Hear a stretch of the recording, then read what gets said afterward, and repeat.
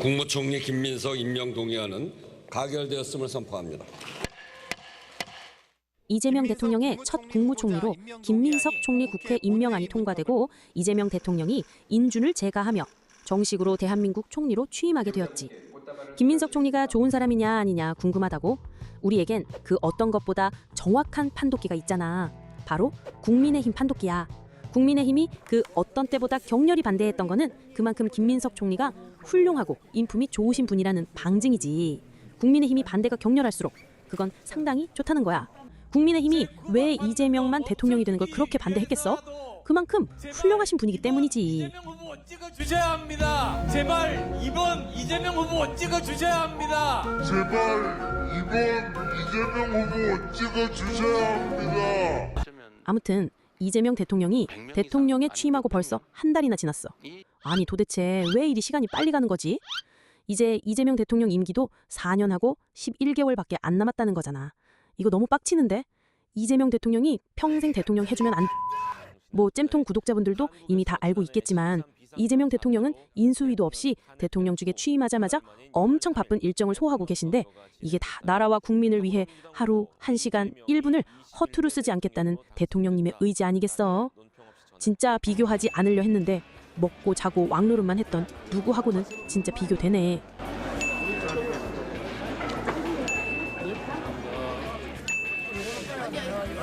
자, 어쨌든 대통령님의 지난 한 달 어떤 일들을 하셨는지 함께 알아볼까? 먼저 6월 4일 오전 6시 21분에 정식으로 대통령 임기가 시작되고 국립서울현충원을 찾아가 참배했지. 그 다음 대통령 취임 선서 후 첫 번째로 국회 청소 노동자분들과 국회 방호 직원분들을 찾아 격려해 주셨어. 이 장면은 보고 또 다시 봐도 감동적이란 말이야. 그리고 강훈식 비서실장, 김민석 국무총리 후보, 위성락 안보실장, 강유정 대변인 등 첫 인사를 단행했지. 6월 5일 둘째 날 윤석열 정부의 국무위원들과 첫 국무회의 주제로 적과의 동침이 시작되었어. 또 이한주 국정기획위원장을 임명하셨고 이날 이재명 대통령은 인천 집으로 돌아가지 않고 한남동 관저에 머물기로 했지. 6월 6일 현충일인 셋째 날 70회 현충일 추념식에 참석하셔서 추념사를 하시고 소중한 가족을 잃으신 유가족분들께는 깊은 위로의 말씀을 드립니다. 동작구의 남성 4개 시장을 방문하셨어. 트럼프와의 첫 정상통화도 이날 이루어졌어. 6월 7일은 민주당 지도부와 관저에서 만찬을 가졌고 6월 8일은 우상호 정무수석, 이규현 홍보소통수석을 임명하고 2차 비상경제점검 TF 회의도 가졌지. 6월 9일 이시바 일본 총리와 첫 정상통화를 하셨고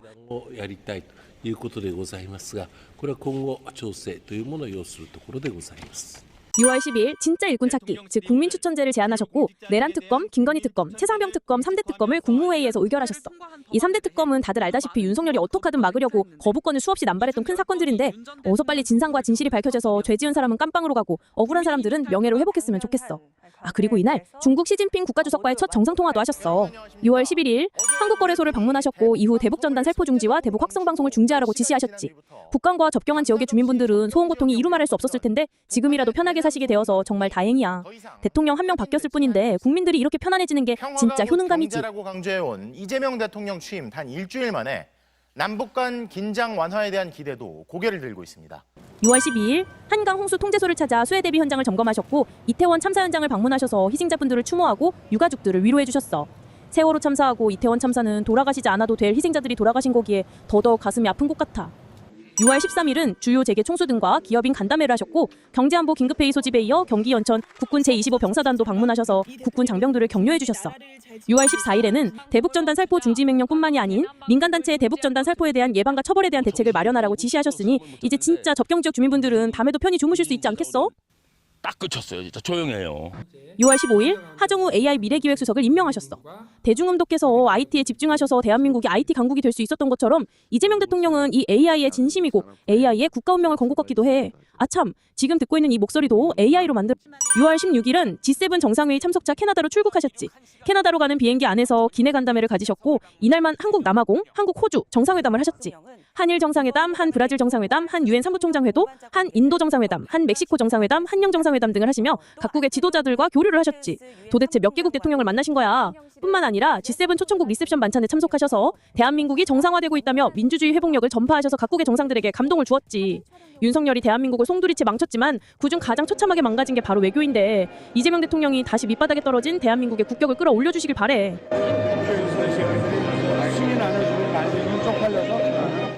6월 19일에는 1박 3일의 강행군인 G7 정상회의를 마치고 새벽에 귀국하셨고 바로 그날 국무회의를 열어 추경 편성안을 의결하셨지.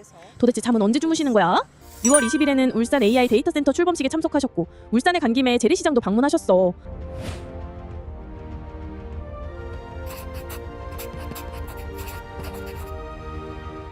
아참, 이날은 3년 6개월 만에 코스피가 3천을 돌파했어. 우리 잼통사 생팬들은 주식 재미 좀 봤으려나 모르겠네. 6월 22일에는 이란 이스라엘 교전으로 심각한 중동 정세로 인해 긴급 안보 경제 상황 점검 회의를 하셨고 여야 지도부를 불러 오찬도 하셨어. 23일 취임 후 첫 수석보좌관 회의를 주재하셨고 배경은 과기부 장관 후보자 등 11명의 장관 후보자를 지명하셨지. 윤석열 정부의 농림수산식품장관 송미령 장관을 살려주신 거는 한때 화제가 되기도 했어. 소감을 한마디 말씀해 주시죠. 예, 의원님 기회를 주셔서 감사합니다. 저도 상당히 당황스러운 지금 상태인데요. 24일 국무회의를 주재하시고 대통령실 국민사서함 운영을 시작하셨지. 다음에는 국민사서함이 뭔지에 대해 한번 영상을 올려볼게. 사실 나도 아직 잘 모르거든. 25일에는 소록도병원을 방문하셨는데 대한민국 대통령으로서는 처음 방문이었대. 이 방문은 김혜경 여사님이 이재명 대통령 후보 시절에 소록도병원에 방문하셔서 대통령님을 꼭 모시고 온다는 약속을 하셨나봐. 너무 반갑고요. 제 아내가 또 선거 때 와서 여러분들 어려운 살림을 많이 보고 많이 안타까워해서 제가 일부러 한번 와봐야 되겠다 마음 먹었는데. 감사합니다. 근데 꼭 그 약속 때문만이 아니더라도 이건 약자에 대한 연민을 가장 잘 아는 이재명이니까 가능한 거 아닌가 싶어. 이어서 광주에서 첫 타운홀 미팅을 하신 것도 다들 기억할 거야. 26일 국회 추경 시정연설을 하셨고 이날 이재명 대통령에게 국민의힘 의원들이 계몽이 많이 되었다는 후문이 들린단 말이야. 27일 호국보훈의 달을 맞아 보훈가족 160여 명을 청와대에 초청해 오찬을 가지셨고 6월 29일 정성호 법무부 장관, 봉우 민정수석 임명 등 창자관 인사를 단행하고 6월 30일 문화예술계 수상자 간담회를 하는 등 숨가쁘고 정신없이 바쁜 한 달을 보내셨어. 누구와 비교하는 건 최대한 안 하려 했는데 대통령에 당선되고 먹고 다니기만 했던 누구와는 진짜 비교가 되기는 한다. 또 본인 옆에 목을 죽일 음료수 그리고 간식을 차량 안에 준비를 해놓는 그런 모습도 저희가 확인해 볼 수 있었습니다. 예, 저 화면은 저도 처음 보는 것 같은데. 근데 너는 이런 걸 어떻게 다 아냐고? 아무리 잼동사 생팬이라지만 어떻게 이런 걸 다 알겠어. 나도 인터넷에서 줍줍. 국민이 괴로울 때는 제가 앞장서고 우리가 모두 즐거울 때는 뒤에서 기뻐하지 않는 진정한 대리인, 진정한 공복의 길을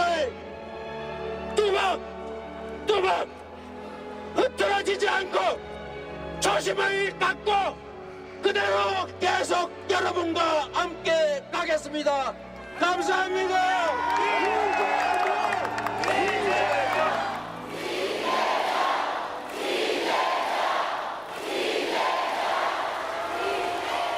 역사의 순간을 여러분과 함께해서 자랑스럽습니다.